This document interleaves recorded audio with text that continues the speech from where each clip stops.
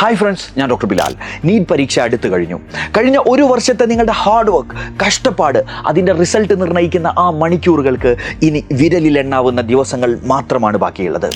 ഇനിയുള്ള ഏതാനും മിനിറ്റുകൾ ഞാനിവിടെ പറയുന്ന ഓരോ കാര്യങ്ങളും ശ്രദ്ധിച്ച് കേൾക്കുക. നിങ്ങളുടെ നീറ്റ് റിസൾട്ട് മാത്രമല്ല, ജീവിതത്തെ, ഡെസ്റ്റിനിയെ തന്നെ നിർണ്ണയിക്കാൻ പോകുന്ന വിലപ്പെട്ട സമയമായിരിക്കും ഇത്. ഞാനിവിടെ പറയുന്ന ഓരോ പോയിന്റുകളും ഇനിയുള്ള ദിവസങ്ങളിൽ നിങ്ങളുടെ മോട്ടിവേഷൻ ചോർന്നു പോയെന്ന് തോന്നുമ്പോൾ, നിങ്ങൾ മൈൻഡ് ഔട്ട് ആയെന്ന് തോന്നുമ്പോൾ, ഗിവപ്പ് ചെയ്യണമെന്ന് തോന്നുമ്പോൾ വീണ്ടും വീണ്ടും ആവർത്തിച്ച് കേൾക്കുക. നിങ്ങളുടെ റാങ്ക്, നിങ്ങളുടെ റിസൾട്ട്, നിങ്ങളുടെ പ്രിപ്പറേഷൻ അതിൻ്റെ ഏറ്റവും മാക്സിമത്തിലേക്ക് എത്തിക്കാൻ ഉറപ്പായിട്ടും ഇത് നിങ്ങളെ സഹായിക്കും. മക്കളെ, മോനെ, മോളെ, എന്താണ് നിൻ്റെ ഏറ്റവും വലിയ പ്രശ്നം? എനിക്കറിയാം, നിൻ്റെ പേടി ഞാൻ പഠിച്ചു തീർന്നിട്ടില്ല, എനിക്കിനിയും പഠിച്ചു തീരാൻ ഒരുപാട് ടോപ്പിക്കുകൾ ബാക്കിയുണ്ട്, സിലബസ് ഇനിയും ബാക്കിയുണ്ട് എന്നതല്ലേ ഏറ്റവും വലിയ പേടി. ഒരു കാര്യം നിങ്ങൾക്കറിയുമോ? നിങ്ങളുടെ കൂടെ പരീക്ഷ എഴുതാൻ പോകുന്ന ഇന്ത്യയിലെ 23 ലക്ഷം കുട്ടികൾ, അതിലെ കേരളത്തിലെ 1.5 ലക്ഷം കുട്ടികൾ, ഇവരിൽ ഒരാൾ പോലും മുഴുവൻ ടോപ്പിക്കും മുഴുവൻ സബ്ജക്റ്റും പഠിച്ചു തീർന്നവരല്ല. എല്ലാവർക്കും ഏതെങ്കിലുമൊക്കെ വീക്ക് പോയിന്റുകളുണ്ട്.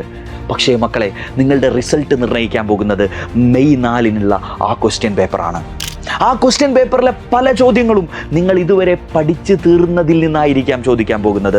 നിങ്ങളിപ്പോൾ പഠിച്ചുകൊണ്ടിരിക്കുന്ന, ഇനിയുള്ള ദിവസങ്ങളിൽ പഠിക്കാൻ പോകുന്ന ടോപ്പിക്കുകളായിരിക്കാം ഒരുപക്ഷെ ആ ക്വസ്റ്റ്യൻ പേപ്പറിലുള്ളത്. ആ ക്വസ്റ്റ്യൻ പേപ്പറിനെ ഓർത്ത് ടെൻഷൻ അടിച്ച്, സ്ട്രെസ് അടിച്ച് നീ പഠിക്കാതിരിക്കുന്ന, നീ പഠിക്കാതെ വിടുന്ന പോയിന്റുകളായിരിക്കാം ഒരുപക്ഷെ അന്ന് നിന്റെ റിസൾട്ട് തീരുമാനിക്കാൻ പോകുന്നത്. MBBS എന്ന് പറയുന്ന ആ സ്വപ്നത്തെ തട്ടിത്തെറിപ്പിക്കാൻ പോകുന്നത്. അതുകൊണ്ട് നെഗറ്റീവ് അടിച്ചിരിക്കാതെ, ഒരു സെക്കൻഡ് പോലും കളയാതെ, നിനക്കൊരു എക്സ്ട്രാ പോയിന്റ് പഠിക്കാൻ പറ്റുമെങ്കിൽ ആ ഒരു എക്സ്ട്രാ പോയിന്റ് പഠിക്കുന്നതിൽ മാത്രം ശ്രദ്ധ കേന്ദ്രീകരിക്കുക. ഒരു സമയം പോലും നെഗറ്റീവ് അടിച്ച് കളയാതിരിക്കുക. അടുത്തതായി, നിന്നെ വിടാതെ പിന്തുടരുന്ന, നിന്റെ മനസ്സിനെ കുത്തി കുത്തി നോവിക്കുന്ന ആ ചോദ്യം, ആ വേദന, ആ ചിന്ത എന്താണെന്ന് ഞാൻ പറയട്ടെ. അഥവാ എനിക്ക് റാങ്ക് കിട്ടിയില്ലെങ്കിൽ, അഥവാ പരീക്ഷയിൽ എന്തെങ്കിലും നെഗറ്റീവായിട്ട് സംഭവിച്ചു കഴിഞ്ഞാൽ ആളുകളോട് ഞാൻ എന്ത് പറയും? ബാക്കിയുള്ളവരെന്ത് വിചാരിക്കും? ഞാൻ എന്ത് മറുപടി പറയും? അല്ലേ പ്രിയപ്പെട്ടവരെ, നിങ്ങൾക്കൊരു കാര്യം അറിയുമോ? You are warriors. നിങ്ങളൊരു തികഞ്ഞ പോരാളിയാണ്. Be proud of your self. ഞാൻ ഉറപ്പിച്ച് പറയാം, I am proud of your self. നിങ്ങളുടെ പ്രായത്തിലുള്ള കുട്ടികളെല്ലാം കഴിഞ്ഞ ഒരു വർഷം കളിച്ച് നടക്കുമ്പോൾ, ചിരിച്ചുല്ലസിച്ച് നടക്കുമ്പോൾ സ്വപ്നത്തിന് വേണ്ടി ഹാർഡ് വർക്ക് ചെയ്തവരാണ് നിങ്ങൾ. ഒരു സമയം പോലും കളയാതെ നിങ്ങളുടെ മാക്സിമത്തിൽ പ്രിപ്പയർ ചെയ്ത ആളുകളാണ് നിങ്ങൾ. ലോകത്ത് നേട്ടങ്ങൾ നേടിയ, ലോകത്ത് സ്വപ്നങ്ങൾ നേടിയെടുത്ത മുഴുവൻ മനുഷ്യരും ഒരാൾ പോലും നേരിട്ട് സക്സസ് ഉണ്ടാക്കിയിട്ടില്ല. ഹാർഡ് വർക്ക് ചെയ്യാതെ ഒരാൾ പോലും രക്ഷപ്പെട്ടിട്ടില്ല. അത്തരത്തിൽ ആ ഹാർഡ് വർക്കിന് ഇറങ്ങി തിരിച്ചവരാണ് നിങ്ങൾ. നിങ്ങൾ അവിടെ തന്നെ വിജയിച്ച് കഴിഞ്ഞവരാണ്. Be proud of your self. ലോകത്ത് 2 തരം പെയിൻസ് ആണുള്ളത്. Pain of regret and pain of hard work. ആ പെയിൻ ഓഫ് ഹാർഡ് വർക്ക് എടുത്ത ആളുകളാണ് നിങ്ങൾ. അതുകൊണ്ട് ഒരു 4 വർഷത്തിന് ശേഷം അല്ലെങ്കിൽ 5 വർഷത്തിന് ശേഷം, whether you get NEET or not, കിട്ടട്ടെ കിട്ടാതിരിക്കട്ടെ, ജീവിതത്തിൽ കുറച്ച് മുന്നോട്ട് പോയി തിരിഞ്ഞു നോക്കുമ്പോൾ ഉറപ്പായിട്ടും മനസ്സിൻ്റെ ഉള്ളിൽ സാറ്റിസ്ഫാക്ഷൻ മാത്രമുള്ളവരായിരിക്കും നിങ്ങൾ. Yes, I did my best. You are another level people. നിങ്ങളുടെ കൂടെ +2 പരീക്ഷ എഴുതിയ ലക്ഷക്കണക്കിന് കുട്ടികളെ പോലെയുള്ളവരല്ല നിങ്ങൾ. അവരെല്ലാം ഈസി പാത്ത് ചൂസ് ചെയ്ത സമയത്ത് റിസ്ക് എടുക്കാൻ തയ്യാറായവരാണ് നിങ്ങൾ.